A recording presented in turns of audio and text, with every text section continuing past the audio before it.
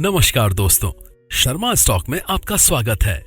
आज हम आपके लिए लेके आए हैं मिस्टर राकेश झुनझुनवाला के गुरु और बिलियनियर राधा कृष्ण दमानी की कामयाबी की कहानी। तो चलिए शुरू करते हैं।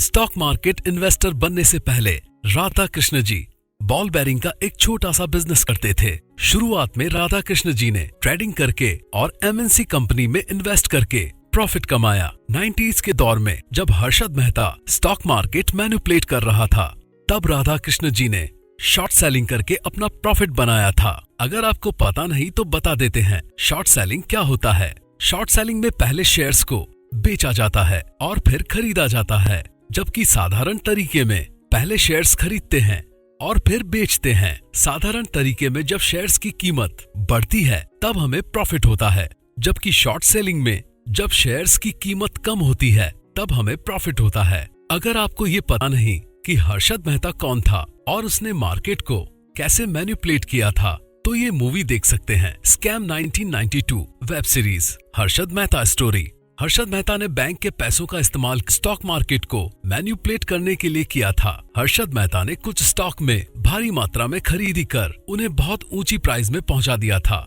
हर्षद ने एसीसी का प्राइस तो कुछ ही महीनों में 200 रुपए से सीधे 900 रुपए पर पहुंचा दिया था। उन स्टॉक के फंडामेंटल उनकी बढ़ती प्राइस को जस्टिफाई नहीं कर रहे थे। फंडामेंटल में कुछ खास चेंज ना होने पर भी उसकी प्राइस लगातार बढ़ रही थी। राधा कृष्ण जी ये देखकर हैरान थे। उन्हें पता था कि हर्षद मेहता उन ट्रेडर्स को मैनिपुलेट कर रहा है और इतने ज्यादा वैल्यूएशन पर ये शेयर्स ज्यादा टाइम तक ठहर नहीं पाएंगे, और जब हर्षद मेहता के फंड खत्म हो जाएंगे तब वो स्टॉक गिर जाएंगे। तो जिन स्टॉक को हर्षद मेहता मैनिपुलेट कर रहा था, उन स्टॉक में राधा कृष्ण जी ने शॉर्ट सेलिंग करना शुरू कर दिया। हर्षद उन स्टॉक को खरीद रहे थे, वहीं राधा कृष्ण जी उन स्टॉक पर शॉर्ट सेलिंग कर रहे थे। मगर राधा कृष्ण जी को हर्षद के फंडिंग के बारे में पता नहीं था। हर्षद लगातार बैंक से फंड ला रहा था और उन स्टॉक में खरीदारी कर रहा था, जिससे उन स्टॉक की प्राइसेस लगातार ऊपर जा रही थी। इस वजह से मिस्टर दमानी को बड़े लॉस भी हुए, लेकिन हर्षद मेहता के स्कैम के एक्सपोज होने पर वो स्टॉक भारी मात्रा में गिरे और राधा कृष्ण जी को बहुत सारा प्रॉफिट हुआ। इसके बाद राधा कृष्ण जी का नेटवर्थ काफी बढ़ गया था। Value investor mister Chandrakant Sampat, जिन्होंने वैल्यू इन्वेस्टर को फॉलो करके सक्सेस हासिल करी, उनसे प्रेरित होकर राधा कृष्ण जी ने वैल्यू इन्वेस्टिंग को फॉलो करके लॉन्ग टर्म इन्वेस्टमेंट की तरफ अपना ध्यान बढ़ाया। वैल्यू इन्वेस्टिंग को फॉलो कर मिस्टर दमानी स्टॉक फंडामेंटल वाले स्टॉक जब बॉटम आउट हो जाते हैं, यानी जो बहुत कम वैल्यूएशन पर उपलब्ध होते हैं, तब उन्हें खरीद लेते हैं और पेशेंस रखकर उन्हें लंबे समय तक होल्ड रखते हैं। 2014 की शुरुआत में राधा कृष्ण जी ने गति और टीसीआई में इन्वेस्ट किया था, जब इन दोनों के स्टॉक फंडामेंटली स्ट्रांग थे और पूरी तरह से बॉटम आउट थे।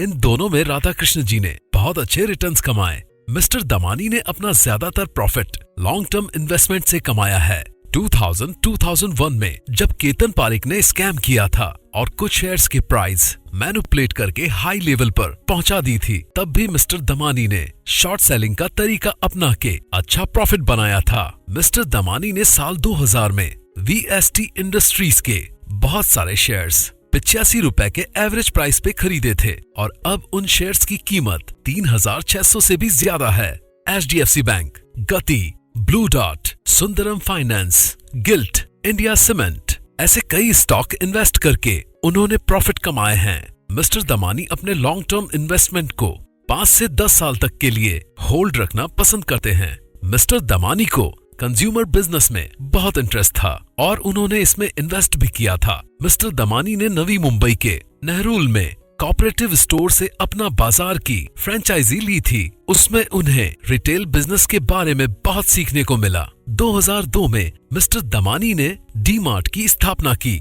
बिजनेस हो या investment, mister Damani long term के बारे में सोचते हैं। 2001-2002 में रियल एस्टेट के भाव काफी गिर गए थे, जिसका मिस्टर दमानी ने पूरा फायदा उठाया।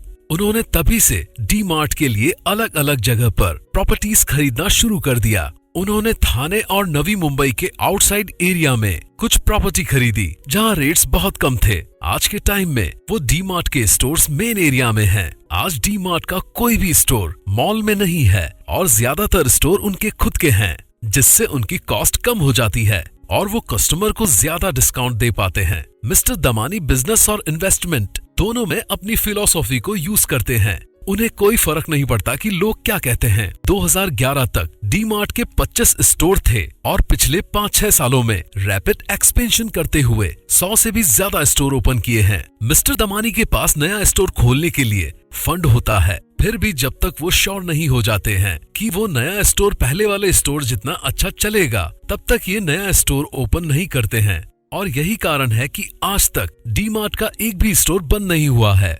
ई कॉमर्स का ट्रेड आने पर भी मिस्टर दमानी ने अपने ब्रिक एंड मोर्टार के मॉडल पर ही काम किया और उसे बेहतर बनाने में लगे रहे और आज के टाइम में डी-मार्ट सबसे प्रॉफिटेबल कंपनी है। 1995 में जब मिस्टर दमानी HDFC बैंक के बड़े शेयर होल्डर थे, तब कुछ इन्वेस्टर्स ने पूछा था मार्केट में दूसरे बैंक स्टॉक और कुछ दूसरे ब्लू चिप वैल्यूएशन पर उपलब्ध हैं, फिर आप HDFC बैंक के शेयर्स पर ही क्यों इन्वेस्ट किए जा रहे हो? कुछ सालों बाद वो शेयर्स मल्टी बैगर बन गए और तब उन इन्वेस्टर्स को उनके जवाब मिल गए। मिस्टर दमानी खुद वेल एजुकेटेड नहीं है और ना ही वेल एजुकेटेड फैमिली से बिलोंग करते हैं। Mister Damani college drop out हैं। उन्होंने बीकॉम फर्स्ट ईयर के एग्जाम देने के बाद पढ़ाई छोड़ दी थी। कोई डिग्री नहीं होने के बाद भी आज मिस्टर दमानी इंडिया के मोस्ट सक्सेसफुल इन्वेस्टर में से एक हैं। उन्होंने ये प्रूफ करके दिखाया है कि क्वालिफिकेशन से ज्यादा डिटर्मिनेशन और पैशन जरूरी होता है। स्टॉक मार्केट इन्वेस्टर का काम होता है अच्छे बिजनेस ढूंढना और इन्वेस्ट करना, जबकि मिस्टर दमानी ने इसके साथ अच्छा बिजनेस करके दिखाया है। मिस्टर दमानी का कहना है कि मैंने लाइफ में इन्वेस्टिंग से बहुत कुछ सीखा है और आज इतना बड़ा बिजनेस मैनेज करने के साथ इन्वेस्टमेंट को अच्छा टाइम देते हैं। राकेश झुनझुनवाला कहते हैं, अगर मिस्टर दमानी और मेरे पिता मुझे गाइड करने के लिए नहीं होते तो आज मैं इतना सक्सेसफुल नहीं बन पाता। मिस्टर दमानी बहुत सिंपल रहते हैं, हमेशा सफेद शर्ट सफेद ट्राउजर पहनते हैं, इसलिए उन्हें मिस्टर व्हाइट एंड व्हाइट के नाम से भी जाना जाता है। मिस्टर दमानी मीडिया से काफी दूर रहते हैं। मिस्टर दमानी इतनी खामोशी से काम करते हैं कि उनकी कामयाबी शोर मचा देती है। His action speak louder than word। आप मिस्टर दमानी से बहुत सारी ऐसी चीजें सीख सकते हैं जो आपको किसी बुक में भी नहीं मिलेगी। बहुत सारे लोग ऐसे सक्सेसफुल इन्वेस्टर से कुछ सीखने की बजाय उनके स्टॉक्स को कॉपी करने में लगे रहते हैं। यही नहीं, जो स्टॉक वो खरीदते हैं उसको ही लोग खरीदते हैं। फोर्ब्स के अनुसार अप्रैल 2021 में दमानी एंड फैमिली की नेटवर्थ $16.5 बिलियन है and he is ranked 117th on the global list of billionaires. अगर आपको ये वीडियो रिलेटेड या स्टॉक मार्केट रिलेटेड कोई क्वेरी है तो आप हमें कॉल या व्हाट्सएप कर सकते हैं। नंबर आपकी स्क्रीन पर दिख रहा है। अगर आपको स्टॉक मार्केट में इन्वेस्टमेंट या ट्रेडिंग करना है तो आप demat account Zerodha India top company में ओपन कर सकते हैं। लिंक वीडियो डिस्क्रिप्शन में दिया हुआ है।